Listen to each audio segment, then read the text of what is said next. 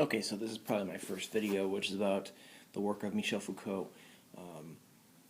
Michel Foucault was somebody who was a cultural theorist and a philosopher, and kind of his works, kind of ranged over a lot of different disciplines, and definitely not just philosophy. But in this video, I want to discuss a little article which is in this book. This book is called Technologies of the Self. And in here you have two things by Foucault, and then there are other essays in here by people like Luther Martin, Rux Martin, William Hayden, Kenneth Rothwell, Hug Gutman, and Patrick Hutton. So I just want to discuss this little article in here, which is by him, which is called The Technologies of the Self. And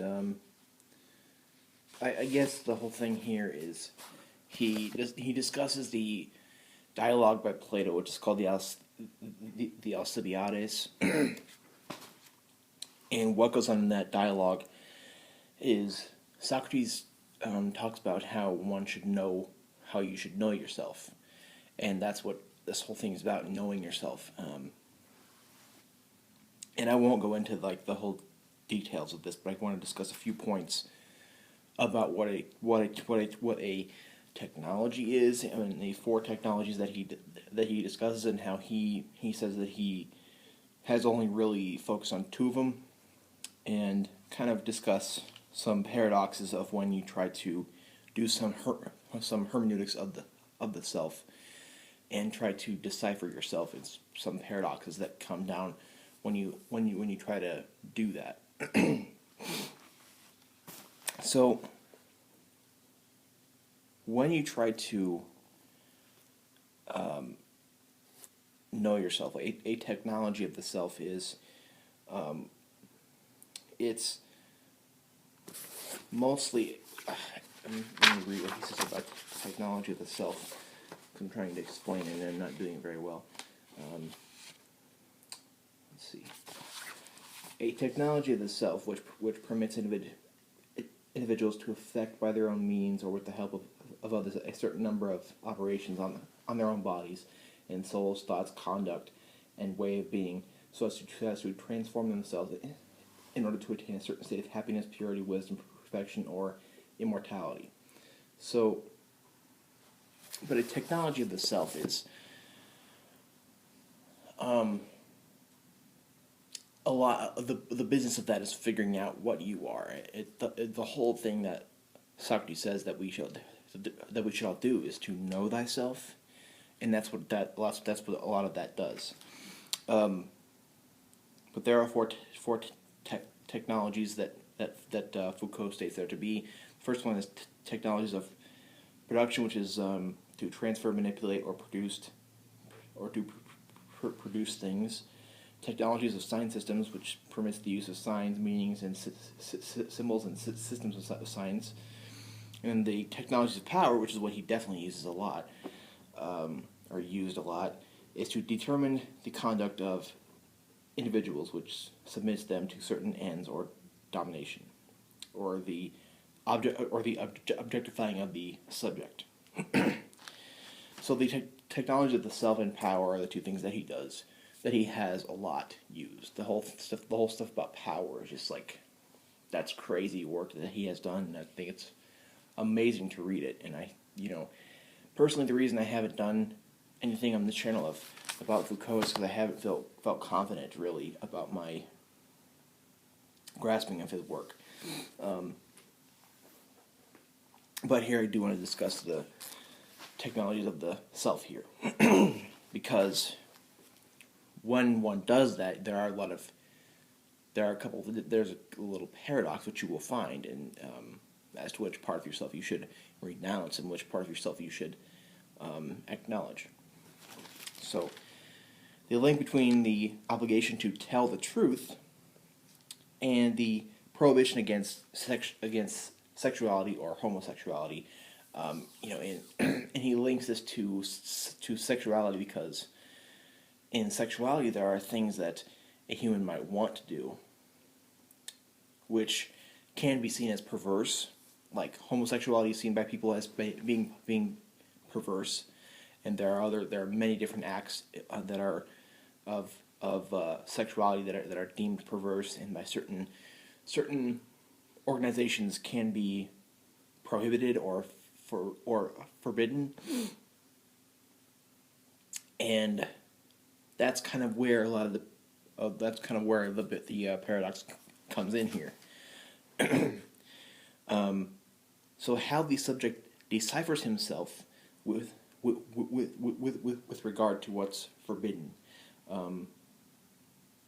and he quotes Max Weber, which says, if one wants to behave rationally / regulate action, what part of the self should one renounce? Foucault says that what must one know about oneself in order to be willing to renounce anything? So, hermeneutics of technologies of the self. How do people develop knowledge about themselves?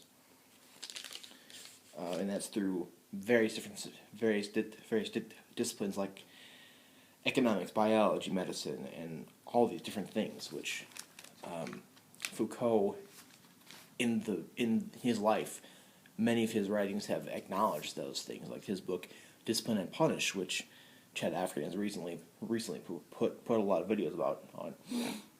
Discipline and Punish is about the prison. Birth of the Clinic is about the clinic. History of Sexuality in the 3 volumes is about that, and that goes to many other different things. Madness and Civilization, Order of Things, Archaeology of Knowledge. He has a lot of works.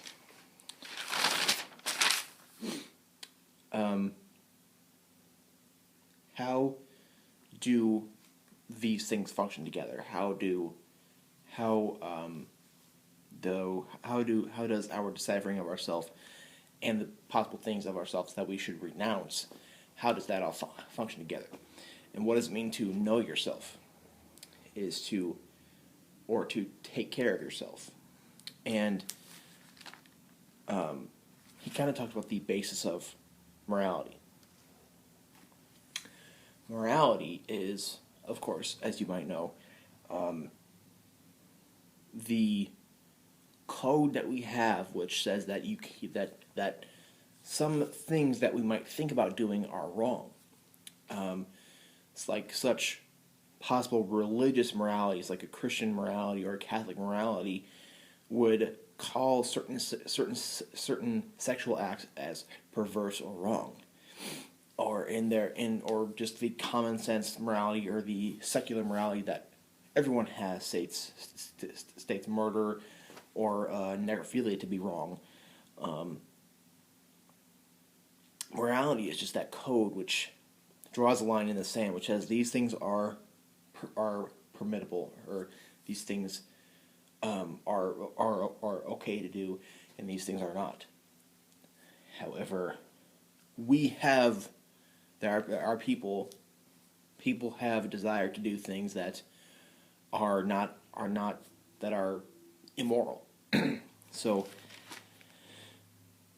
how do we respect ourselves and still maintain a basis of morality? So how do we still maintain morality and still have a respect for ourselves? And I'll kind of explain this a little more. So that's kind of like there's a paradoxical nature of how we of ourself. And Christianity is to be Christian. Foucault says is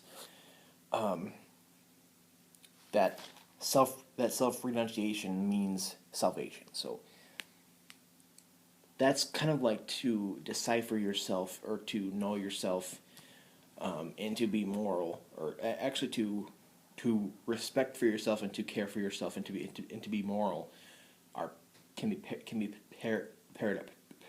paradoxical. So that's kind of like how that whole thing works. Now, you might ask, well, if one has a desire to be a necrophiliac,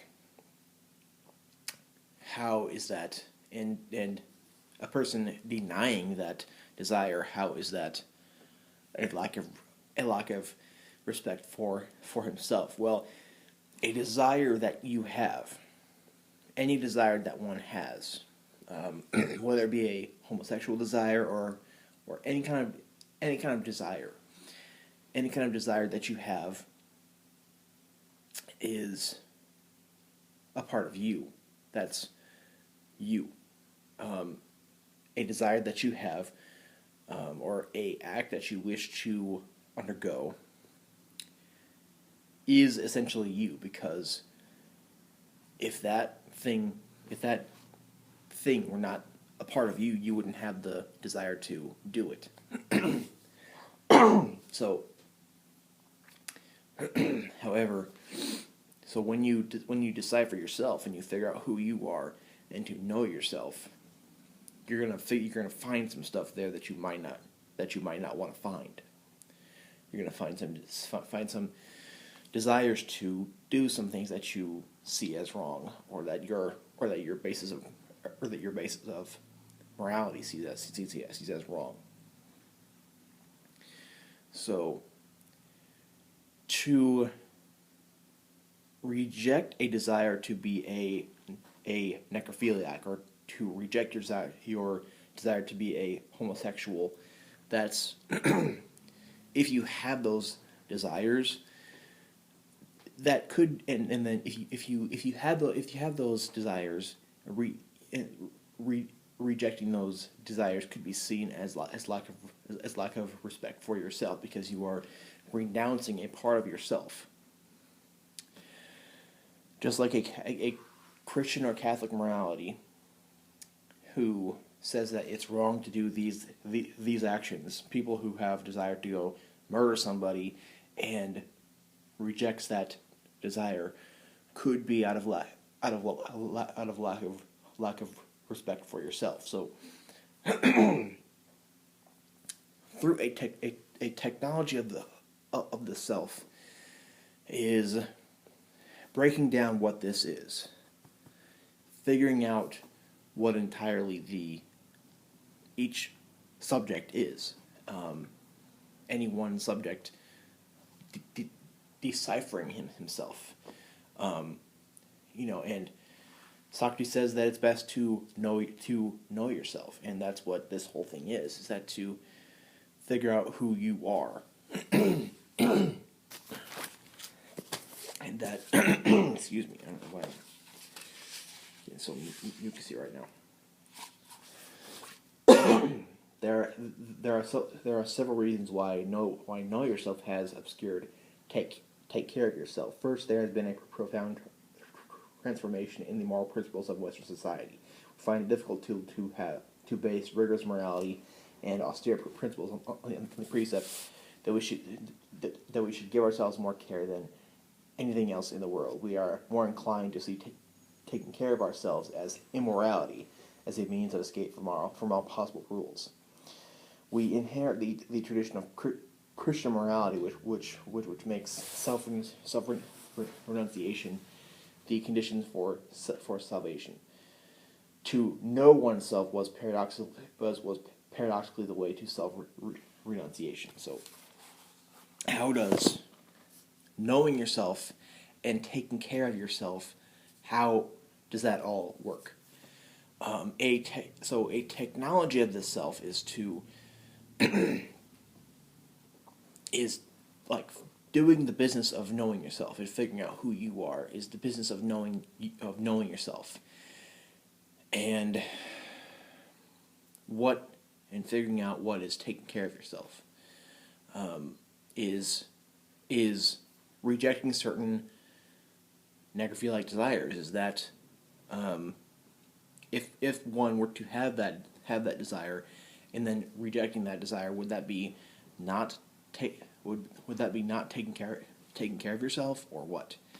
So these are the kind of questions that I think it just shows that deciphering yourself and figuring out who you are can lead to some very big issues. So if you think I've left something out or missed something out, comment below. I'd love to hear from you.